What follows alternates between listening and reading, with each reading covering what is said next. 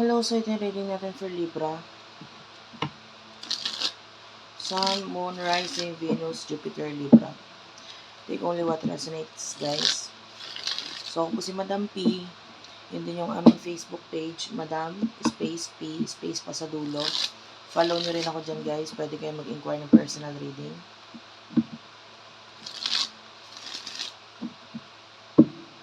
Ayan. Please do comment down below. Ma-appreciate ko lahat ng likes, comments, and share. What do we have here for the sign of Libra?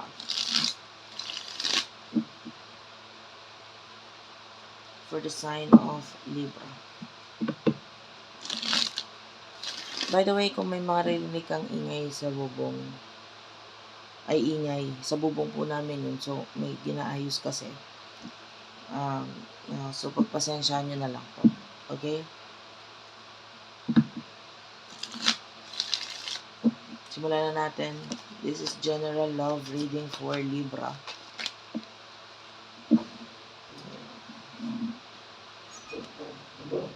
The Chariot is here, followed by the Judgment, tsaka the Eight of Swords. Ayusin ko nga lang, guys. Okay. So, I'm feeling like yung iba sa inyo, pwedeng stuck ka ngayon sa situation, pero alam mo na nagkaroon ka na ng clarity, nagkaroon ka ng awakening. And pwedeng alam mo na kung ano yung gusto mong gawin, which is with the Chariot, gusto mong umiwas, lumayo, tumakbo, umalis. You do have the Hermit. And you want to protect yourself. Kaya lang with the Four of Swords, pwedeng wala kang magawa sa ngayon. So, nandun yung, alam mo na yung gusto mong gawin, mga dapat mong gawin, pero wala kang magawa.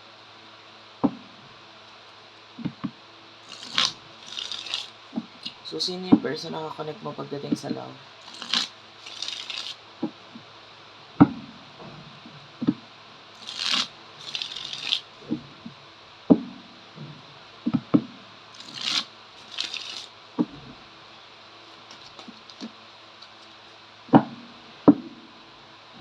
Okay, person na nakakonect mo pagdating sa love, you do have your the Eight of Wands, the Moon, and the Seven of Wands.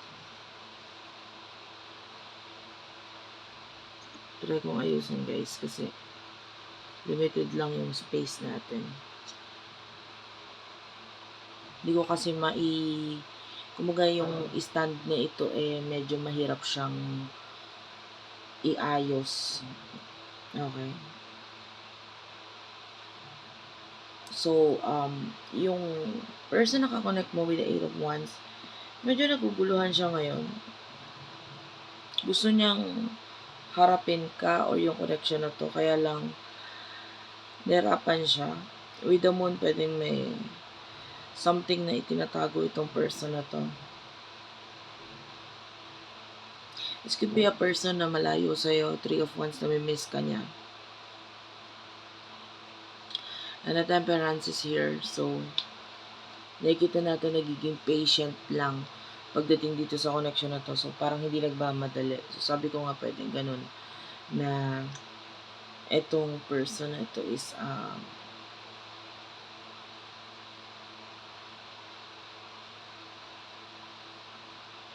hindi siya nagmamadali sa connection na to. Pero gusto kanyang harapin. So, ano yung emotion ninyo sa isa't isa?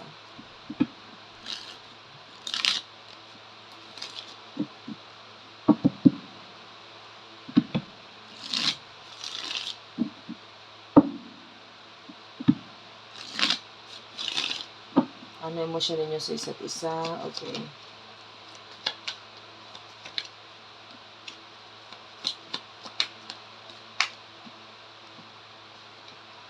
You do have the Four of Wands, the Three of Wands, Nine of Wands, the Four of Pentacles,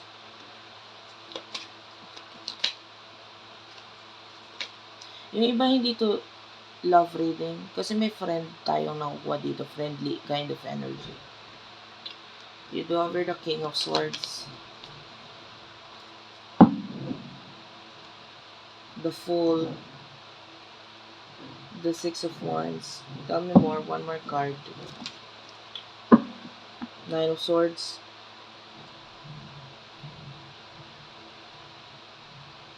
Emosyon mo para sa kanya nakikita natin. Parang feeling mo kasi hindi ka welcome eh. Or, hindi mo magawang makipag-connect or communicate dito sa person na to kasi parang ano siya.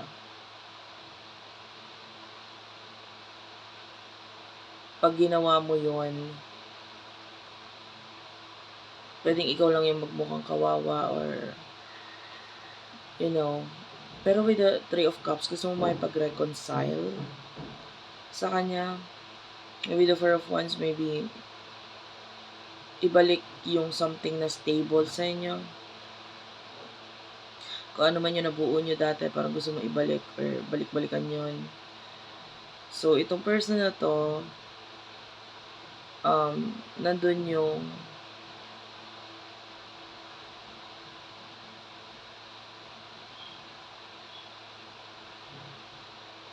I feel like pagka-miss mo sa kanya, pero wala ka namang magawa doon sa feelings mo na yun. Na-miss mo lang yung tao. Hindi man ibig sabihin may pag-connect or communicate ka sa kanya or ikaw yung mag-move, kuha ng movement. Kasi nga, baka tendency, sa isip mo is baka mapahiya ka or hindi ka lang naman pansinin.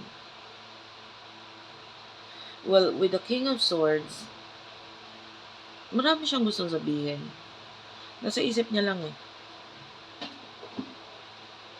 With over the Fool.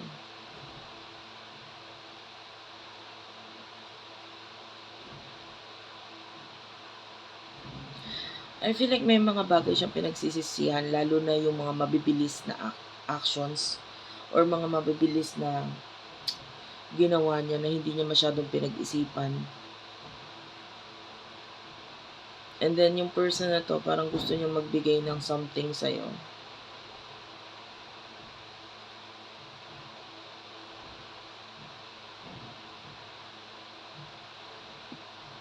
Attention, message, or communication. Pero Nine of Swords, hindi kasi siya okay ngayon.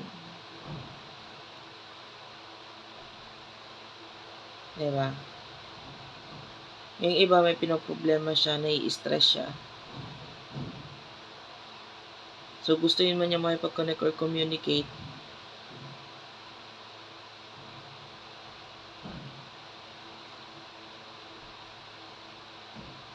Parang hindi pa siya emotionally ready dito.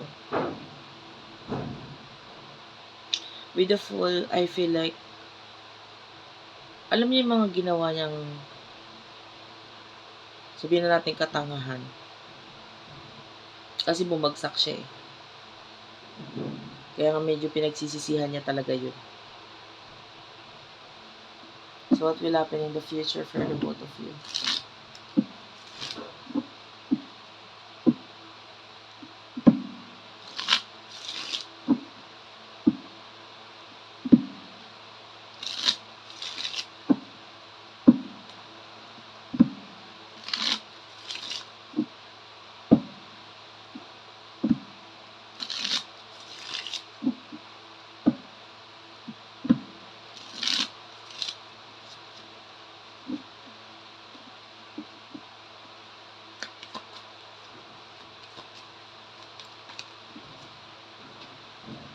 In the near future, you do have here the Knight of Pentacles, the Two of Cups.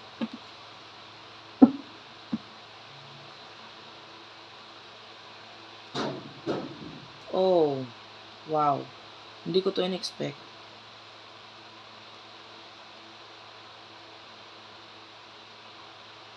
Knight of Cups, the Hermit. Hindi ko na lang ipapakita guys kasi hindi nga, medyo mahirap ayusin yung stand ng phone. Hindi siya makikita. Well, I can see someone, not just one, two of them. ang nakikita natin mag-o-offer ng maybe relationship partnership sa'yo in the future. Maybe you do have choice pagdating sa love.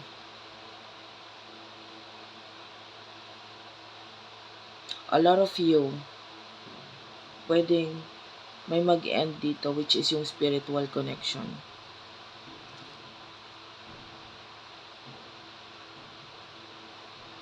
Which is a good thing.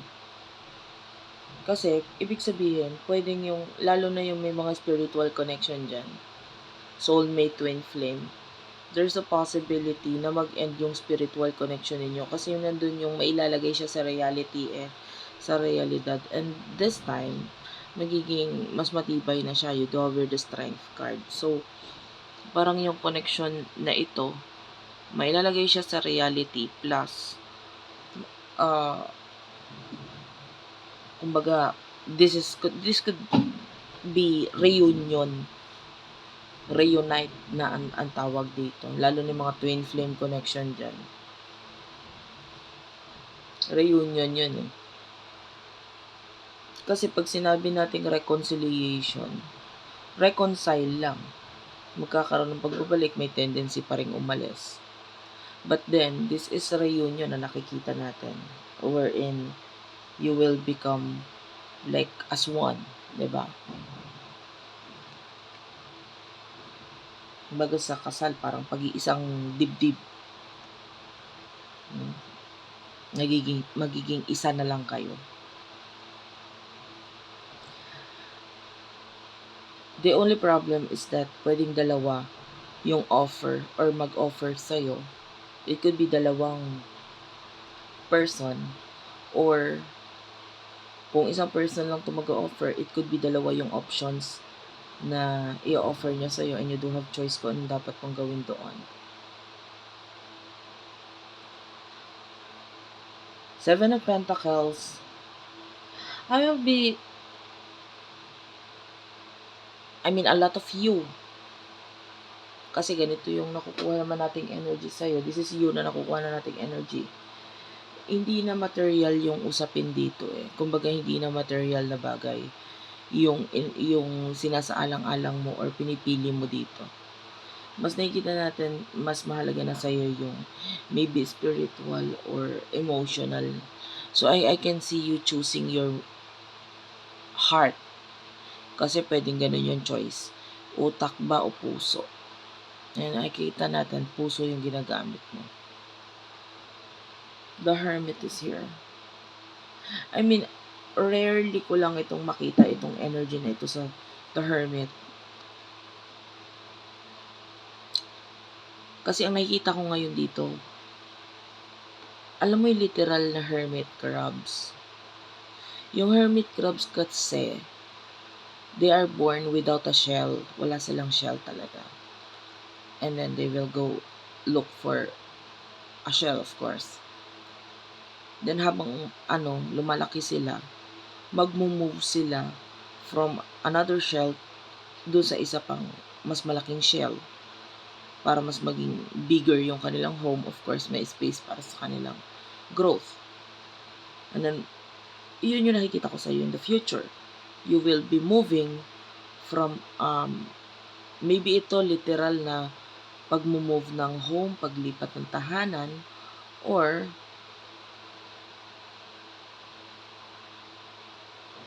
may mga babaguhin ka sa buhay mo. Big change. It could be yun. Kung hindi man home, it could be work, career, ganun. May changes. Because maybe yung, may kinalaman ito sa offer na pwedeng yun yung tanggapin mo na maging dahilan for you na magkaroon ng movement, pagbabago, na mas better, bigger opportunities para sa'yo. Okay? So, yeah. Pwedeng dalawa options mo.